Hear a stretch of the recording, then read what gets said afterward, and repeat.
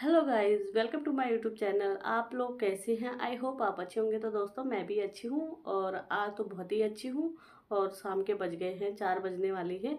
अब जाके मैं अपने कमरे में आई हूँ क्योंकि आज मेरे बड़े बेटे की भी छुट्टी थी। तो सुबह से हम तीनों के तीनों साथ में, दादी दादी तो बाहर रहती हैं लेकिन हम तीनों के तीनों एंजॉय कर रहे थे।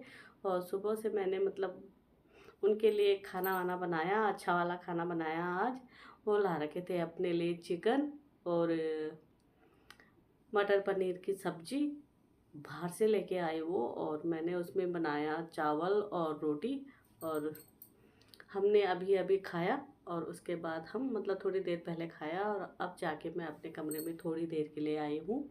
और अभी मैंने जाना है फिर से अपने बेटे के साथ बाज़ार, क्योंकि मेरी दीदी की बेटे की शादी है। तो शादी के लिए मैंने शॉपिंग करनी है, क्योंकि अब बहू आएगी दीदी की तो उसको मुंह दिखाई मैं कुछ दूंगी। तो मैं सोच रही हूँ कि उसके लिए पायल लेके आऊँ बाज़ार से। और आज तो बच्चे की छुट्टी है तो सोच रही हूँ कि अकेले अकेले तो अच्छा नहीं है सुनार की दुकान में जाना। तो बेटे के साथ जाऊँगी तो ज़्यादा अच्छा होएगा। और साथ में मैंने अपनी साड़ी का ब्लाउज भी देना है सिलवाने को। साड़ी में फॉल तो लग गई लेकिन ब्लाउज नहीं दिया। 10 दिन रह गए हैं अब शादी को। तो मैं जाऊंगी पहले टेलर के पास, फिर सुनार के पास, उसके बाद मैं जाऊंगी मार्केट।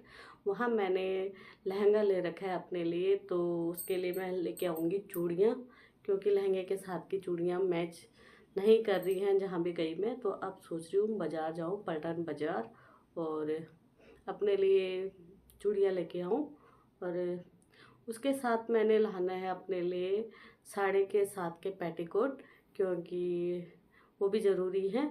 तो पूरी ही ड्रेस तैयार करनी है। मैंने मतलब अपने लिए 3 जोड़ी साड़ियाँ बना ली हैं और एक लहंगा बनाया, एक सूट बनाया।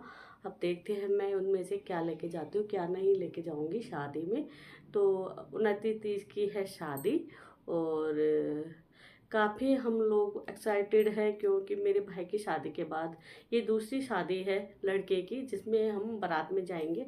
वैसे तो पिछले महीने में गई थी अपने भांजे की शादी में, लेकिन ससुराल वालों की तरफ से अलग होता है और मायके वालों की तरफ से अलग होता है। तो ससुराल वालों की तरफ से तो सारे ससुराल वाले लोग आए होते हैं, तो उनके सामने बहुत ही ज़्यादा सलीके से रहना पड़ता है, क्योंकि कोई कुछ बोल ना दे कि उनकी बहू कैसी है, उनकी बहू कैसी है।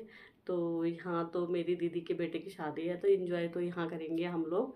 वहाँ भी शादी में गए थे और बारात में भी गए थे, लेकिन एंजॉय नहीं किया क्योंकि बहुत ही दादा जेठ जी थे, ससुर जी थे, मतलब बड़े बड़े लोग थे सारे के सारे। तो उनके सामने बहुत ही ज़्यादा अदब से रहना पड़ा। तो हाँ, एंजॉय तो नहीं किया, पर हाँ एंजॉय थोड़ा बहुत तो किया है, लेकिन वैसा एंजॉय नहीं किया जैसे ससुराल वालों की तरफ से होता है। तो अब सोच रही हूँ कि जो ये दूसरी शादी है इसमें खूब एंजॉय करेंगे, क्योंकि मेरी बहनें भी हैं 2 3। और दीदी के जो बेटियां हैं वो भी हमारे ही उम्र के हैं, मतलब काफ़ी लगभग सेम सेम सेम हैं।